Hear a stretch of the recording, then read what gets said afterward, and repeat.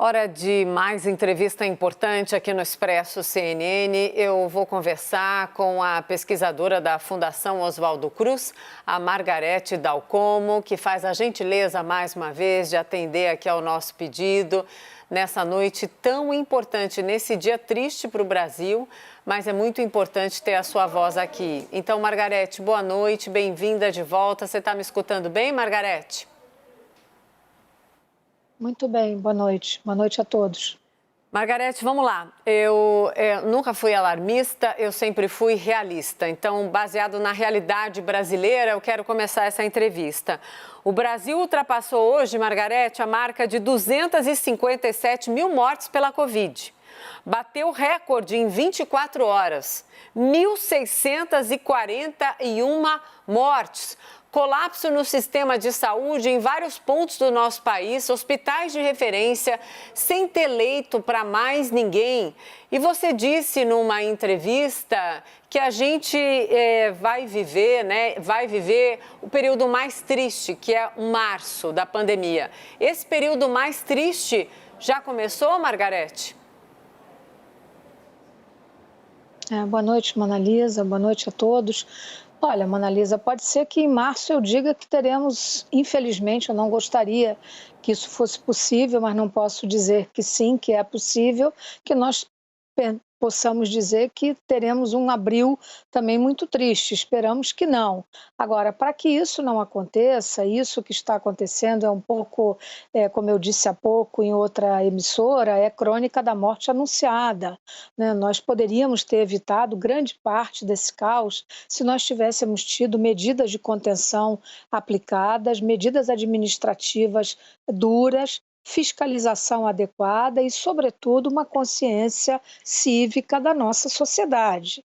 Nós conclamamos muitas vezes as pessoas que não fizessem carnaval, que não fizessem festa. Infelizmente, tudo isso aconteceu.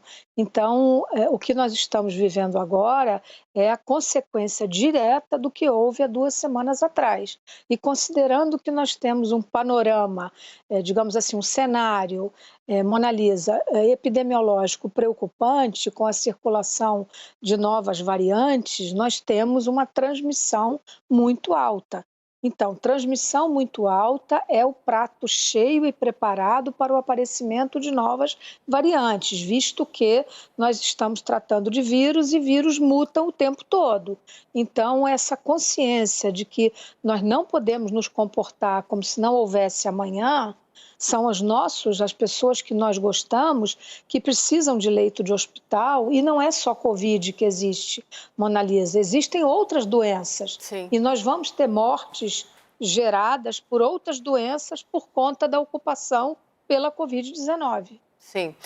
Margarete, eu vou dar um relato pessoal aqui para emendar o nosso papo, né? Faz um ano que eu não saio, não vou a restaurantes, que eu só faço o deslocamento necessário, que é de casa para o trabalho, que eu não vou em festa, que os meus amigos estão bravos comigo, que parte da família também muitas vezes fica triste pelo posicionamento, mas eu não tenho como negar o que eu escuto aqui todo santo dia de vozes importantes, relevantes e sensatas como a sua. Então, baseado no meu relato e baseado no que você acabou de dizer, o que você está deixando claro para todos nós é que a gente só não vai ter um abril muito triste se a gente tiver restrição de circulação, lockdown, medidas realmente de isolamento mais duras, mais longas, o que até então meio que pareceu ser demonizado no nosso país. É esse o caminho que a gente tem para reverter essa constatação que está aí hoje nos números que eu usei para abrir a nossa entrevista, minha querida? Sem dúvida nenhuma, Mona Lisa, até porque nós temos que ter atitudes drásticas e nada simpáticas como essas em locais de maior gravidade para que outros locais em que a situação não esteja tão ruim possa acudir e assumir casos transferidos, pacientes que precisam de outros locais, você entendeu? Então, há que haver um balanço entre onde a situação está mais grave, as medidas precisam ser diretamente proporcionais à gravidade epidemiológica, a sociedade tem que entender que discursos que dizem que usar barreira mecânica e proteção de máscara não podem ser ouvidos. Nós não podemos brincar, tem que usar máscara o tempo todo, quem usa máscara não pode se tocar nem se abraçar, como nós também já alertamos muitas vezes, Mona Lisa, e não tem jeito, tem que ser assim, sob pena de nós termos um março muito triste e dramático e, eventualmente, outro abril. Então, assim, nós não queremos continuar, eu escrevi isso no artigo hoje, Mona Lisa, contar mortes não é mais normal. O normal é que nós todos nos solidarizemos e que nos comportemos de outra maneira. Sem dúvida. Caio Junqueira, chega na conversa. Caio. Margarete, a solução para evitar esse março e esse abril trágicos é fecharmos, é o lockdown já a partir de amanhã, com todas as medidas possíveis. O que fazer? É possível ainda evitar essa tragédia anunciada de março e abril? E como? Só se houver, Caio, boa noite, só se houver medidas muito drásticas, mas, sobretudo, um entendimento da nossa sociedade de que essas não são muito duradouras se elas forem bem drásticas mesmo. Então, como disse recentemente numa entrevista ao professor Miguel Nicoleles, eu estou de acordo com ele, se houvesse um fechamento com fiscalização adequada durante 2 semanas, como, aliás, já foi feito por outras cidades, Caio, como você viu que foi feito em Londres, olha o que está acontecendo na Nova Zelândia, Caio. Um caso na Nova Zelândia, um caso, e fecha tudo. Então, assim, olha o que acontece na Coreia do Sul, tem 4, 5 casos no bairro, fecha o bairro inteiro. Então, é isso que tem que ser feito. Foi assim que a China controlou a infecção, mesmo na província de Wuhan, no ano passado. Então, não há outra solução. E as pessoas, individualmente, se protegendo. Sem dúvida.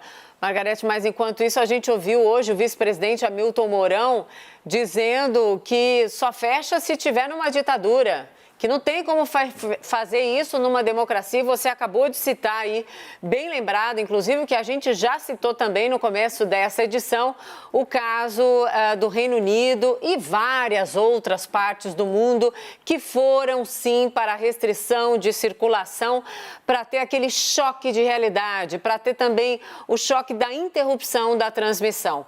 Mas, minha querida, eu quero pontuar com você o seguinte: quase um ano, né, do começo aí da pandemia, nós estamos aí com variantes circulando no nosso país, mais transmissíveis e talvez mais letais também para os jovens, Margarete.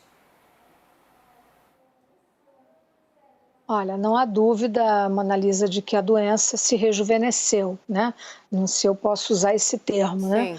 O fato é que isso também era previsível, né? Há meses atrás nós dissemos que isso iria acontecer, não só pela demografia brasileira, onde a concentração e a proporção, melhor dizendo, de pessoas idosas não é igual aos países europeus, mas, sobretudo, pela grande circulação das faixas etárias mais jovens. Então, hoje, o que nós estamos vendo é uma relativa maior ocupação de leitos hospitalares por pessoas abaixo de 50 anos. Isso é inadmissível, sem nenhuma comorbidade. Por quê? Porque a transmissão está muito alta. Então, tem variantes, sem dúvida nenhuma, mais transmissíveis, mais rapidamente transmissíveis, sem as medidas de proteção. Então, não há dúvida de que isso vai levar, pode levar, né, considerando que nós estamos falando de pessoas nas fases mais produtivas de suas vidas. Sim, eu quero fazer uma última pergunta para você sobre esse boletim da Fiocruz, divulgado hoje. Segundo a Fiocruz, pela primeira vez, Margarete, desde o início da pandemia, tem sido observado, então, o aumento simultâneo de diversos indicadores. O que significa essa simultaneidade, Margarete, para quem ainda não entendeu o que nós estamos passando? significa um aumento, uma piora, uma deterioração geral dos indicadores, que significa que a realidade está muito pior do que já foi. Ou seja, tem mais gente ficando doente, tem maior chance de que as pessoas do nosso convívio muito próximo fiquem doentes, tem maior risco de morrer, tem maior risco de morrer de doenças que não são Covid-19 e tem maior risco de que se exija fechamentos mais rígidos ainda e que vão levar a um retardo maior ainda. Então, é um círculo muito perverso, é um círculo muito vicioso e as pessoas têm que entender que para romper esse círculo tem que se comportar individual e coletivamente melhor e as autoridades vão ter que tomar medidas que não são simpáticas, mas são inevitáveis a meu juízo. Sim. Como é que você consegue ficar tão equilibrada conversando aqui comigo com essa voz no mesmo tom o tempo inteiro? Eu estou aqui desesperada com a constatação de hoje. Me conta para a gente dar boa noite e até a próxima, Margarete. Boa noite, Manalisa. Boa noite a todos. E me conta então como é que você consegue manter essa voz assim equilibrada, Margarete? Nós somos médicos, Manalisa, nós vivemos com situações difíceis praticamente o tempo todo, então nós não temos sequer o direito de perder o equilíbrio, mesmo quando nós temos pessoas das nossas famílias internadas nesse momento, como é o meu caso. Então, minha querida, força aí, muito obrigada pelo equilíbrio, pela palavra direta, pela mensagem sem firula. É ótimo saber que a gente pode contar com você aqui. Até uma próxima. Boa noite, Margarete. Boa noite a todos. Obrigada ao Caio Junqueira também.